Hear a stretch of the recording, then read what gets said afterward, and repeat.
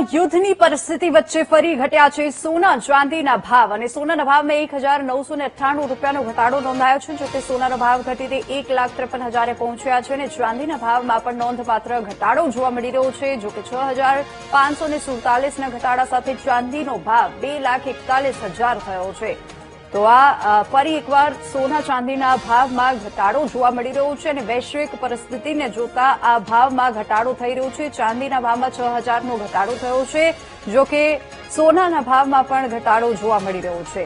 નોંધપાત્ર ઘટાડો જોવા મળી રહ્યો છે. ચાંદીના ભાવમાં વાત કરીએ તો 6,547ના ઘટાડા સાથે ચાંદીનો ભાવ 2,41,000 પર પહોંચી ગયો છે. આ સાથે જ સોનાનો ભાવ ઘટીને 1,53,000 પહોંચ્યો છે.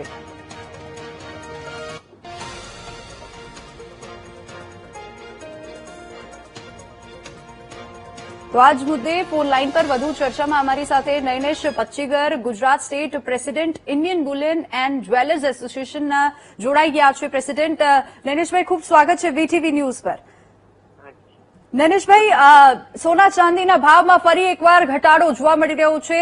શું કારણ હોઈ શકે છે અને આવનારા દિવસોમાં ભાવ વધશે કે ઘટશે? કયા પ્રકારની પરિસ્થિતિ રહેશે?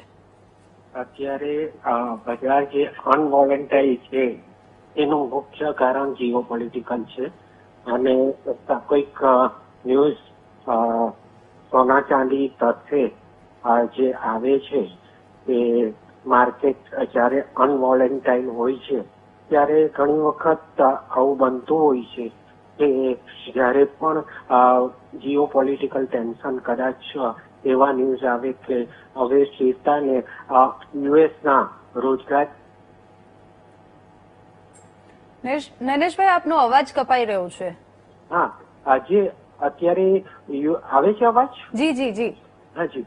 હવે અત્યારે જે યુએસ ફેડરલના જે રોજગારીના ડેટા આવ્યા છે તે ઘણા સારા આવ્યા છે. એનું રિએક્શન અત્યારે સોના ચાંદી ઉપર આવ્યું છે અને સોના ચાંદીના એમાં ભાવમાં ઘટાડો અને વ્યાજદર એવું લાગી રહ્યું છે કે યુએસ વ્યાજદર હવે એનામાં ફેરફાર આવશે.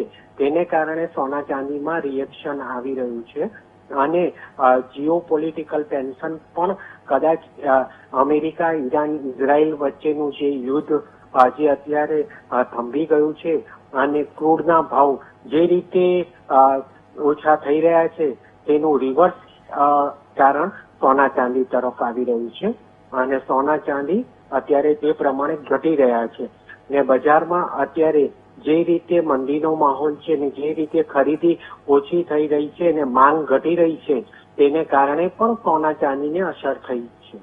જી નૈનેશભાઈ, ખૂબ ખૂબ આભાર અમારી સાથે જોડાવા બદલ.